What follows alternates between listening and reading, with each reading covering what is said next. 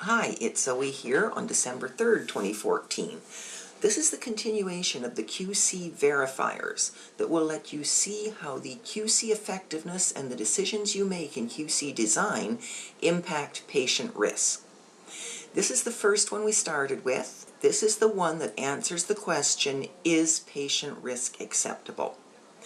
First, you have to set the maximum acceptable number of results that can fail medical goals that may cause missed, delayed, or incorrect diagnosis. How many are you willing to accept before you stop? We've set it at 50 for glucose. Yikes! Right now, the number of patients who may be impacted by bad lab results, if 5% of the results reported are bad, is 275. So if this method failed, 275 people would be exposed to risk. Why is that? That's because it takes 11 runs to detect the QC reject. If we can reduce that number of runs down to 1, we can return the number of patients at risk to 25, and the method will be acceptable both now and if it fails. This is simulator number 2.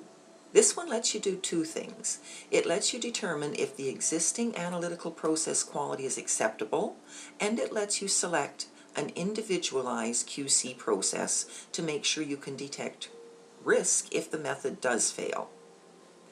These performance bars, the green bars, show where the method is now. Just by glancing at these bars, you can tell you have a slight negative bias, but that the spread of the data, the imprecision, is good. You look at the margin for error, that's 5.6 standard deviations. That's really all you need to know. All of these numbers are pretty superfluous. They exist to give you this image and this number. Once I have the margin for error that was conveniently calculated for me, all I have to do is put in the 4 key numbers: the true value, the allowable error limit, the measured mean, and the measured SD. Plug those numbers in, you get the margin for error. In this case, the margin for error was above 4, which means we can use a 1.3.5S rule, do routine sample frequency, have the frontline review the QC once a week, the supervisor once a month, and there's no special action required. Let's look at another example. This was Lab C, Instrument 1-1. I'm changing that now to Lab B, Instrument 1. You can see again, just by looking at the performance bars, you don't need any other information than, oh look, that's right in the middle, good distance from the outer edges, my margin for error is 7.1, I can use a 1.3.5S rule. Right now the lab is using a 1.3S rule, or they think they are. This is simulator number 3. This is the one that brings everything together, hopefully. We're starting again with Lab C, Instrument 1-1.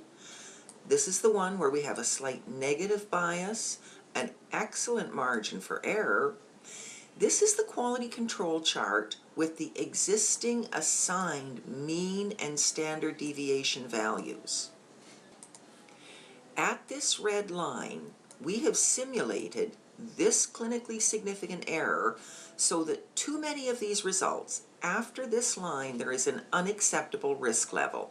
More than 5% of patients will receive medically invalid results. In this instance, after the simulated shift in the mean, when 5% of results are failing to meet your medical goals, you only see 17 of the 20 results flagged. That's not bad. If you're able to detect a medically significant error in one run, then with 500 patients per run, those 500 patients in the one run would be exposed to risk, and 25 patients would receive medically invalid results.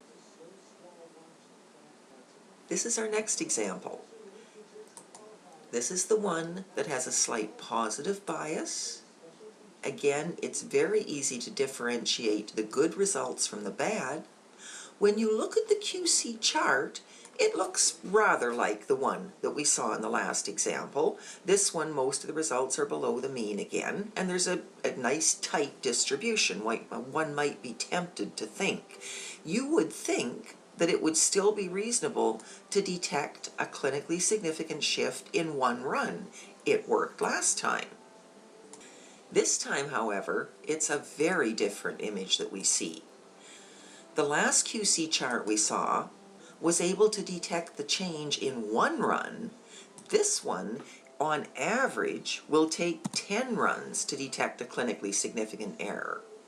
If you look now at the bottom, you'll see that with 10 runs to detect a clinically significant error, there are going to be 5,000 patients exposed to risk, and 250 actually receive medically invalid results. If you can change the QC process so that you reduce that number of runs to reject from 10 to 1, you can have only 25 people exposed to risk. The trick is, how are we going to get that runs to reject down? There is an extremely simple process to do that. A, you put your real mean and SD on the QC chart. This QC chart is there to detect change in this analytical process. With 10 runs to detect a change, for 10 runs to a reject flag, you would report 5,000 patients, and 250 of those would actually receive medically invalid results. If we reduce the runs to reject to 1 run, that means only 500 patients are exposed to risk, and only 25 receive medically invalid results. It is incredibly easy to reduce the number of patients at risk. Step 1 is to put the real measured mean and SD on the QC chart.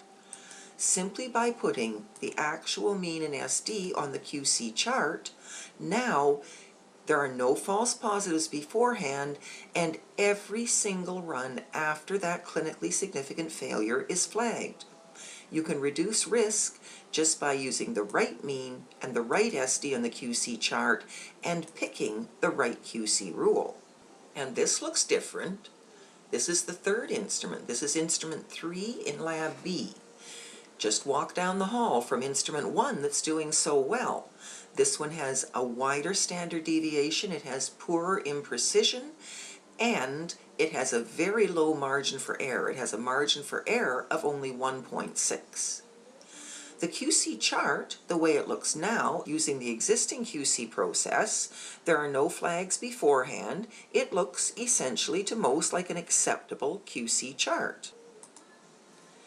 Now look what happens after that clinically significant shift. There are only, again, 2 results. It's going to take at least 10 runs before you get a QC reject signal. We're back to 10 runs to a QC reject signal. So instead of 125 patients at risk, now we have 250 patients at risk. You want to reduce that risk. Well, wouldn't it be nice if we could just come up here and reduce the runs to reject to 1? However, it's not that simple. We can't do it. We can't just make that happen magically. The first thing you're going to do is put your real measured mean and SD on the chart. You still only have 1, 2, 3, 4 flags after the simulated clinically significant error. So, too many bad patients being reported, but you could go 5 runs before stopping. That's if you keep using the 1-3S rule that you always use for everything. QC rules should be individualized. Just go over to the Optimize QC Process tab. You can see that with a margin for error of 1.6, you want to use a 1-2S rule and also increase the sample frequency, increase the QC chart review, and do something to make your method better. Come back over here, instead of a 1-3S, now watch the QC chart. Those red lines are at the 1-3S reject level. Now I'm going to use a 1-2S rule as a reject. And by using that 1-2S as a reject, odds are I'm going to detect that change in 1, or at the worst case scenario, 2. What are you going to do? You still don't want to have only a 1 in 2 chance of detecting error in the first run and reporting 2 errors and sending out 50 bad patient results before you stop. The first thing you want to look at is this: why does this method have such a higher standard deviation than all the others? And the first question I would ask is, does it really? Because the most common cause of a suddenly widened standard deviation is a shift in the mean and the fact that you happen to have pooled 2 populations of data. However, this definitely needs to be investigated. The best thing that you can do, and what you want to do, is cut this precision back to the realm of what your other instrument just down the hallway is getting. If you can put the SD back to 1, the measured SD, then you make the assigned SD exactly the same. Now, as soon as you get a clinically significant failure, you're going to detect that change. As a matter of fact, you don't even need to use a 1-2S rule. You can use a 1-2.5S rule. You'll have no false positives. You'll still get your error detection. You can probably go out to a 1-3S rule. By bringing that standard deviation down to 1, you've increased the margin for error to 5.7.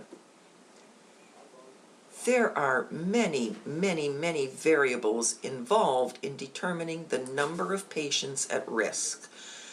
It is best to put these variables into a computer program and let it manipulate them and simply tell you these numbers and help you make the decisions. And this brings us to Quality Optimizer. Let the computer look after the numbers and let it help you to look after patients. All of this can be condensed into simple graphics, summarized numbers, and handed to you by the computer to help you make the decisions you need to make to manage patient care. Everything that we have done here manually can be done quickly, regularly, and automatically by the computer. It can project for you the number of patients that you can prevent exposing to the risk of medically invalid results simply by optimizing your quality control processes. Now, anybody who cares about lab quality can just look at a risk-based quality report card and know if this lab, this department, this instrument, this analyte, this region is meeting the medical goals defined for the population of that region and staying within acceptable risk levels even if the analytical process fails. Is the quality control controlling quality? So this brings us to the end of this recording and hopefully to the future of medical lab quality, where QC processes everywhere are optimized for patient risk. Quality Optimizer is almost like an app that can be installed into anybody's quality control process. It's an add-on that you can put with your existing QC processes that will help you manage them. It will tell you what type of quality control you need to use. It will suggest the individualized QC process. It will project for you all the numbers that we have seen. How many patients will be exposed to risk, how much money you can potentially save. It gives you a process to manage from top to bottom an organization that meets medical goals defined to meet the needs of the patients. Quality Optimizer is just being released in early 2015. If you'd like more information, please contact Zoe at awesomenumbers.org.